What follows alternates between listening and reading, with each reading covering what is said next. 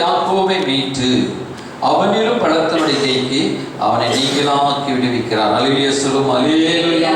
கர்த்தர் மாதத்திலே நம்மளை எல்லா தீமைக்கு விலக்கி விடுவித்து மீட்டுக் கொள்கிற தேவன். அல்லேலூயா ஸ்தோத்திரம். சொல்றாரு யாக்கோபை மீட்டுக் கொள்வேன்னு சொன்னார். ஒரு மீட்பு திட்டத்தை ஆண்டவர் அறிமுகப்படுத்துகிறார். அல்லேலூயா. இந்த ஆகஸ்ட் மாதத்திலே கர்த்தர் நம்மளை மீட்டுக் கொள்கிறார். அல்லேலூயா. இந்த மாதம் கூட நமக்கு சுதந்திரம் அடைந்த நாள். இந்தியாவை ஆண்டவர் என்ன செய்தார்? மீட்டுக் கொண்டார். அல்லேலூயா. நமக்கு சுதந்திரமாக அதே போல நம்மையும் கூட கர்த்தர் என்ன செய்யறாரு? நம்மை மீட்டுக் கொள்கிறார். அல்லேலூயா. சுதந்திரம் ஆங்கிலேயரிடத்தில் நம்முடைய இந்தியா அடிமையா இருந்த பொழுது ஆகஸ்ட் 15ஆம் தேதி நமக்கு சுதந்திரம் கிடைச்சது. அல்லேலூயா. ஒரு முழு சுதந்திரமா நம்ம இருந்தோம். அல்லேலூயா. அதே போல சாத்தானுக்கு நம்ம அடிமையா இருந்தோம். சாத்தானுக்கு அடிமையாக இருந்த நம்மளை நமக்கு ஒரு சுய உரிமை கொடுத்து நம்மளை ஆண்டவர் சொந்த ரத்தத்தை சிந்தி நம்மளை மீட்டெடுத்து நம்மளை விடுதலையாக்கி விட்டார். அல்லேலூயா ஸ்தோத்திரம். ஒரு மீட்பு வருகிறது. அல்லேலூயா. கர்த்தர் நம்மளை இயேசு கிறிஸ்து சொந்த ரத்தத்தை சிந்தி நம்மளை மீட்டெடுத்து விட்டார். அல்லேலூயா.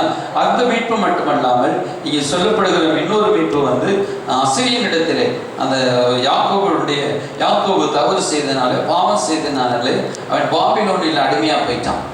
ஸ்தோத்திரம். அதனால ஆண்டவர் சொன்னாரு பாபிலோன் இருக்கிற ஜனங்களை மீட்டுக் கொள்வேன். அல்லேலூயா. இது இரண்டாவது ஒரு மீட்பு. அல்லேலூயா ஸ்தோத்திரம். பாருங்க, அடிமைத்தனத்திலிருந்து ஒரு மீட்பை தேவன் நமக்கு ஏற்படுத்துகிறார். அல்லேலூயா. ஜனங்கள் அங்கே ஒரு ஒரே பஞ்சமாயிருச்சு, கஷ்டமாயிருச்சு.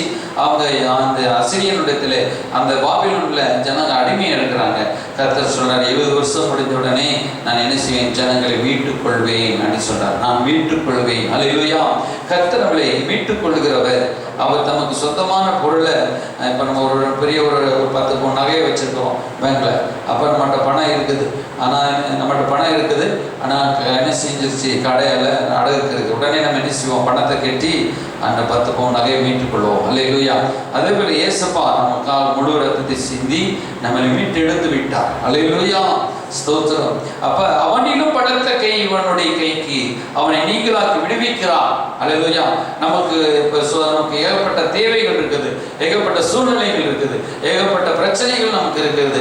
ஒரு பக்கம் வியாதி, ஒரு பக்கம் போராட்டங்கள், ஒரு பக்கம் பிள்ளைகளுடைய காரியங்கள், குடும்ப காரியங்கள், இப்படி நமக்கு ஒரு தலைக்கு மேல பிரச்சனை இருக்குன்னு சொல்லுவாங்க.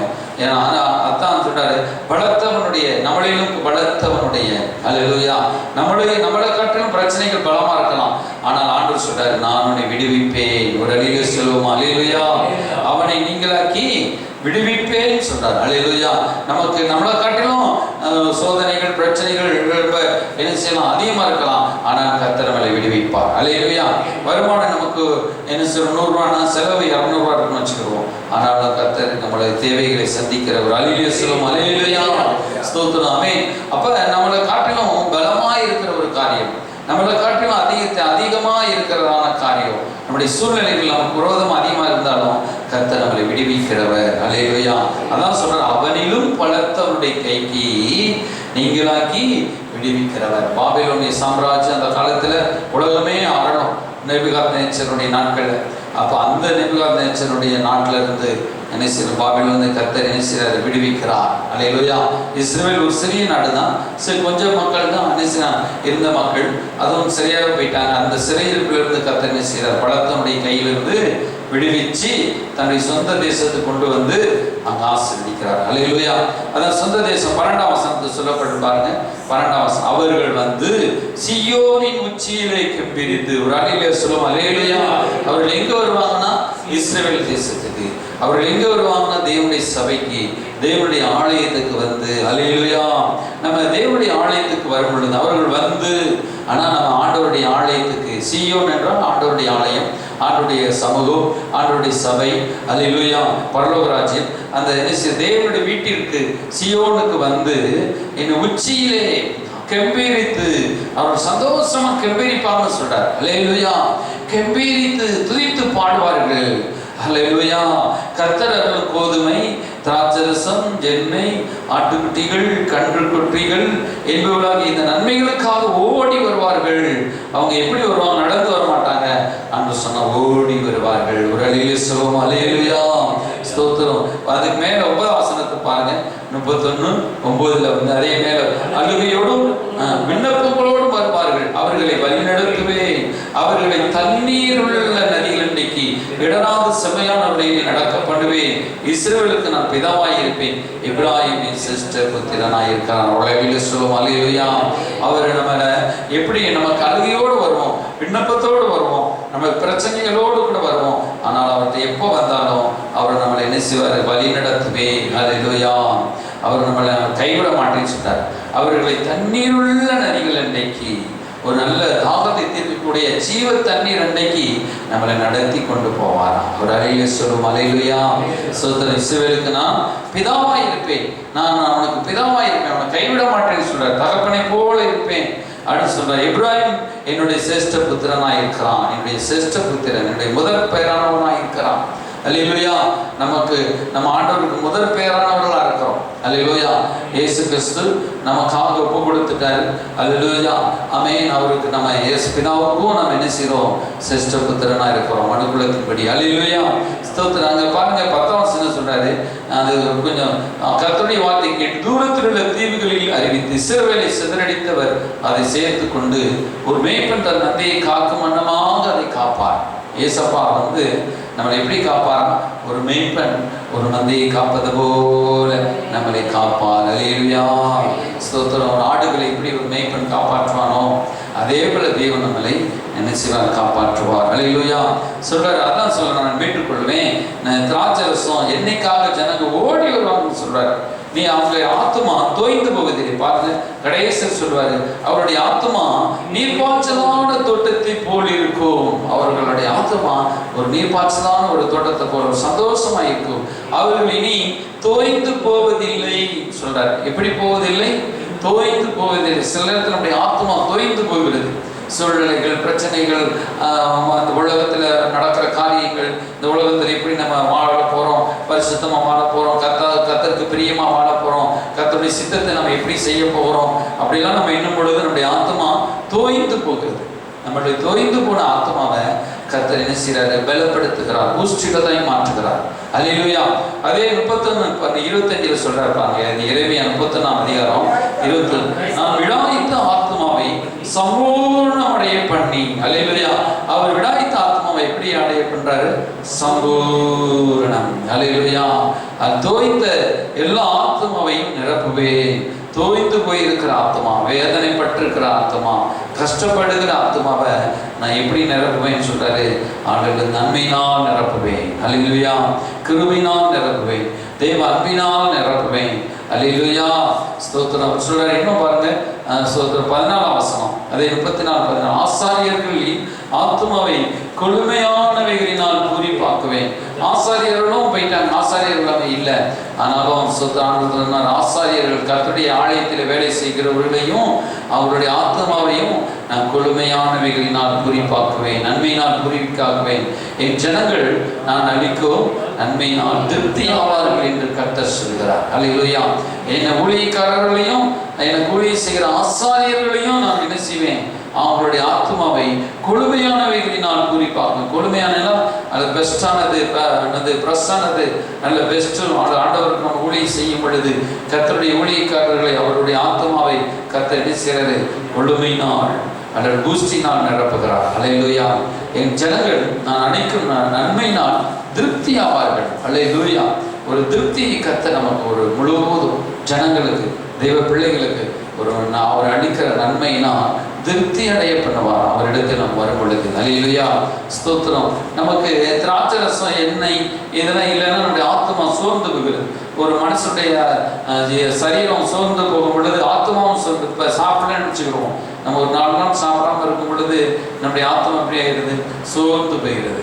நம்முடைய தேவைகள் சந்திக்கப்படாமல் இருக்கும் பொழுது நம்முடைய ஆத்மா சோர்ந்து போகிறது.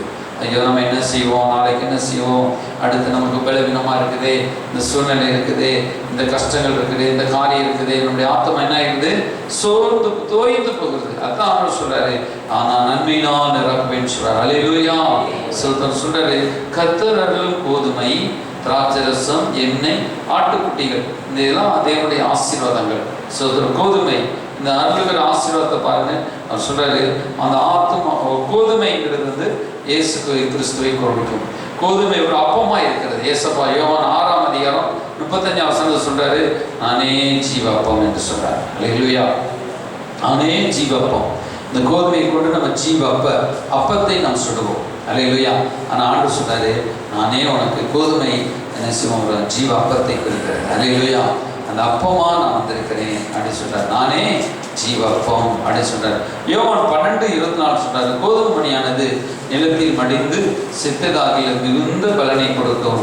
செத்ததையாகி என்ன செய்யும், சாகாவிட்டால் அது தனித்திருக்கும். செத்ததையாகி மிகுந்த பலனை கொடுக்கும் சொல்றாரு. அப்ப கோதுமையை தன்னை குறித்தே சொல்றாரு. கோதுமை ஆகிய இயேசு நமக்காக, கோதுமை மணியாக இயேசு நமக்காக உயிர் கொடுத்ததுனாலே நாம் எல்லாரும் கோதுமை மணிகளாக விளைந்திருக்கிறோம். அல்லேலூயா. ஸ்தோத்திரம். ஆத்துமாக்களையும் குறிக்கும் கோதுமை.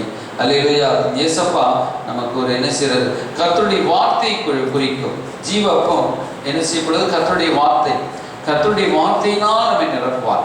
ஒன்று ஸ்பெசிபிக்கா என்ன செய்யணும், ஒரு நம்ம சரீர பிரகாரமா நமக்கு கோதுமை ஒரு ஆகாரம், ஆவிக்குரிய ரீதியிலும் அவருடைய வார்த்தை நமக்கு ஆகாரமா இருக்கிறது. அல்லேலூயா. 2 ஆகாரம், ஒன்று ஆவிக்குரிய ஆகாரம், சரீர பிரகாரமான ஆகாரம். இந்த 2 ஆகாரத்தையும் ஆண்டவர் நமக்கு வச்சிருக்கிறார். அல்லேலூயா.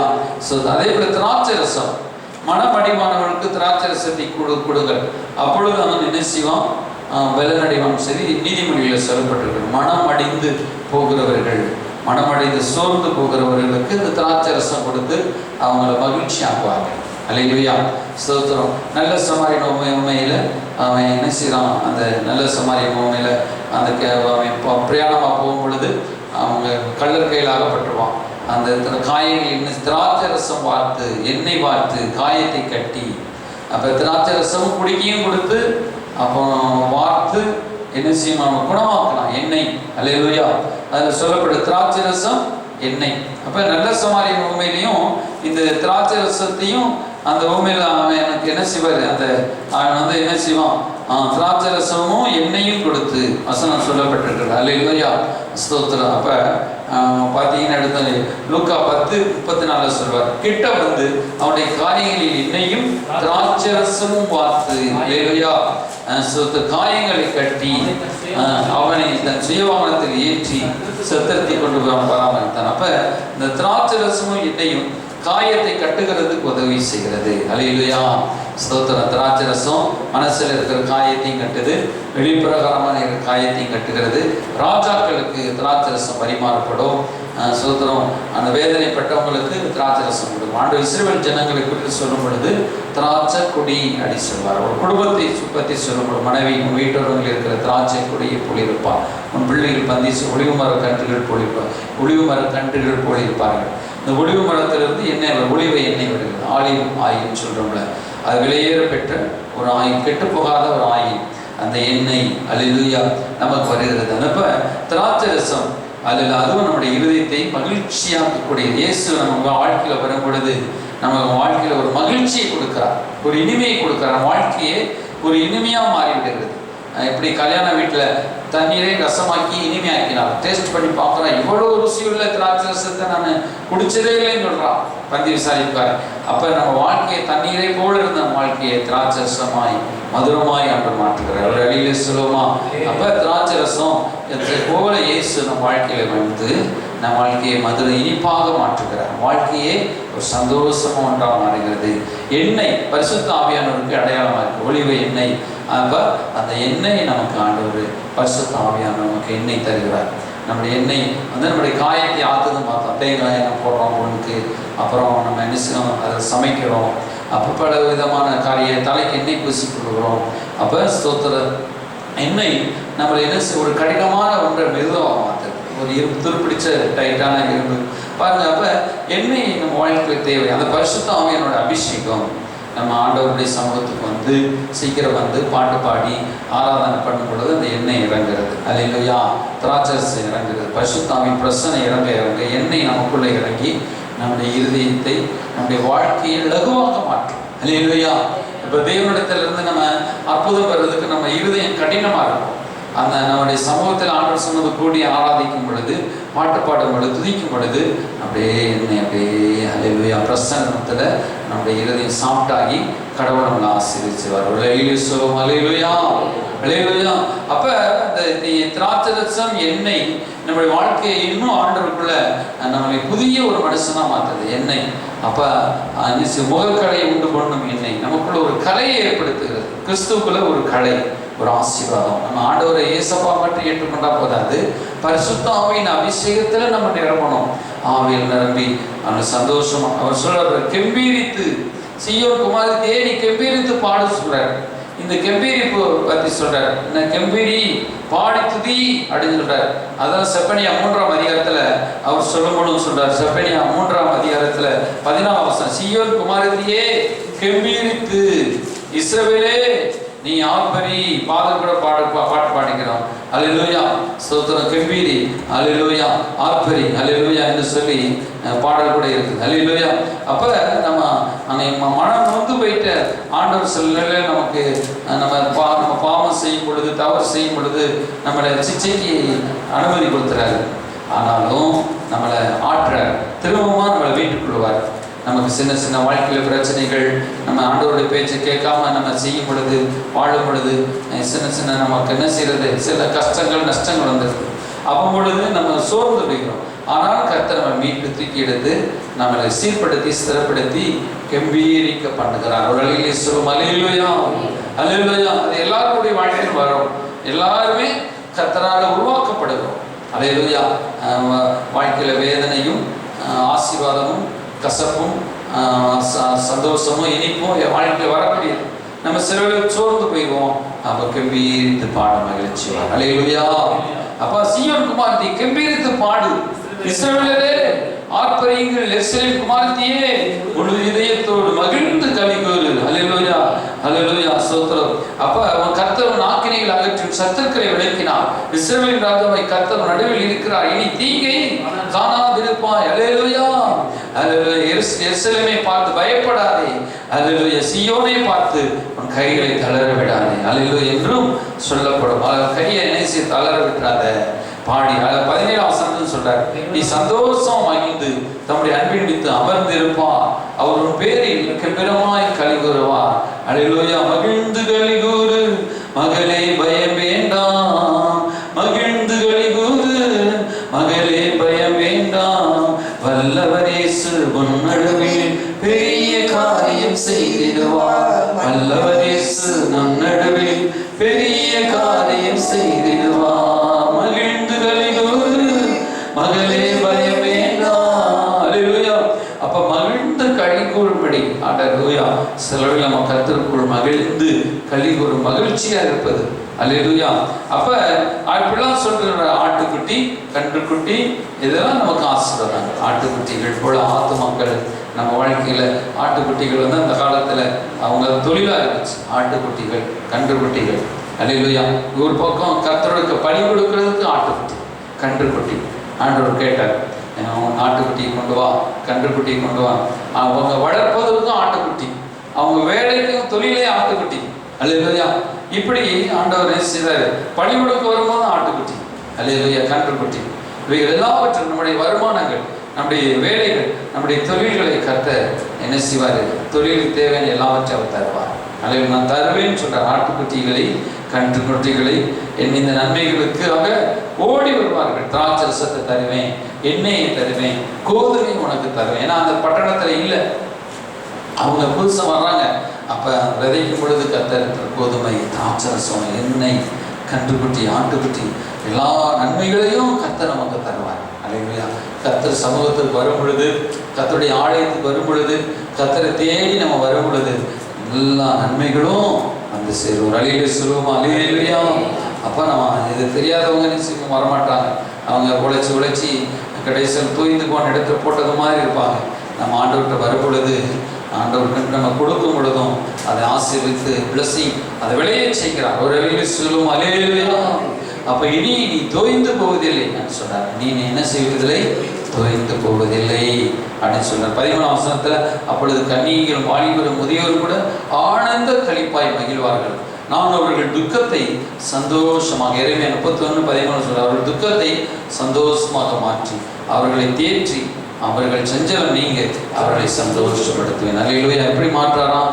துக்கத்தை என்ன செய்ய மாற்றி தேற்றி சஞ்சலம் நீக்கி சந்தோஷப்படுத்தும். அவங்களுடைய ஆத்மாவை கொடுமை நாள். கர்த்தரை ஆராதிக்கிற ஆசாரியர்கள் எல்லா கண்களையும் மூடி நாம் ஜெபம் பண்ணுவோம். ஆண்டவரே, இந்த நாளுக்காக ஸ்தோத்திரம் பண்ணுவோம். ஹல்லேலூயா.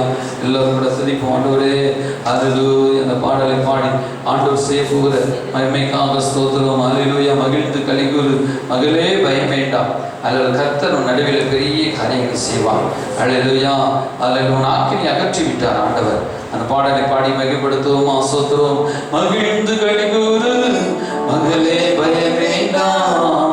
மகிழ்ந்து களிகூறு, மகளே பயம் வேண்டாம். மன்னவர் இயேசு நன்னடவில் பெரிய காரியம் செய்திடுவார். மன்னவர் இயேசு நன்னடவில் பெரிய காரியம் செய்திடுவார். மகிழ்ந்து களிகூறு, மகளே பயம் வேண்டாம். தேவை நினைத்து பெய்யாதே, தெய்வத்தை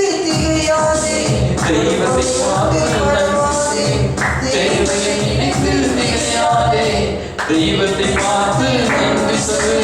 கொஞ்சத்தை கண்டு கொடுப்பாதே, கொடுப்பவர் உண்டு கொண்டாடு. கொஞ்சத்தை கண்டு கொடுப்பாதே, கொடுப்பவர் உண்டு கொண்டாடு. மகிழ்ந்து களிகூறு, மகளே பயம் வேண்டாம். மகிழ்ந்து களிகூறு, மகளே பயம் வேண்டாம். நன்னடவில் பெரிய காரியம் செய்திடுவார். மன்னவர் இயேசு நன்னடவில். அப்பாவின் புகழை நீ பாடுவது, நீ பாடு, அதுவே உனக்கு சேக்காடு. அப்பாவின் புகழை நீ பாடு, அதுவே உனக்கு சேக்காடு. தப்பாமல் மகிழ்ந்து உறவாடு, எப்போதும் வாழ்வாய் சுகத்தோடு. தப்பாமல் மகிழ்ந்து உறவாடு, எப்போதும் வாழ்வாய் சுகத்தோடு. மகிழ்ந்து களிகூறு, மகளே பயம் வேண்டாம். மகிழ்ந்து களிகூறு, மகளே பயம் வேண்டாம். மன்னவர் இயேசு நன்னடவில் பெரிய காரியம் செய்திடுவார். மன்னவர் இயேசு நன்னடவில் பெரிய காரியம் செய்திடுவார். மன்னவர் இயேசு நன்னடவில் பெரிய காரியம் செய்திடுவார். ஹல்லேலூயா. தேவையின் நெஞ்சை நீ கலங்காதே, கொஞ்சத்தை கண்டு குழப்பாதே. அல்லது கொடுப்பவர் உண்டு. நமக்கு எல்லாம் தேவன் நன்மையானவைகளை கொடுக்கிற தேவன். இன்னொரு தேவை என்று அறிந்திருக்கிற தேவன்.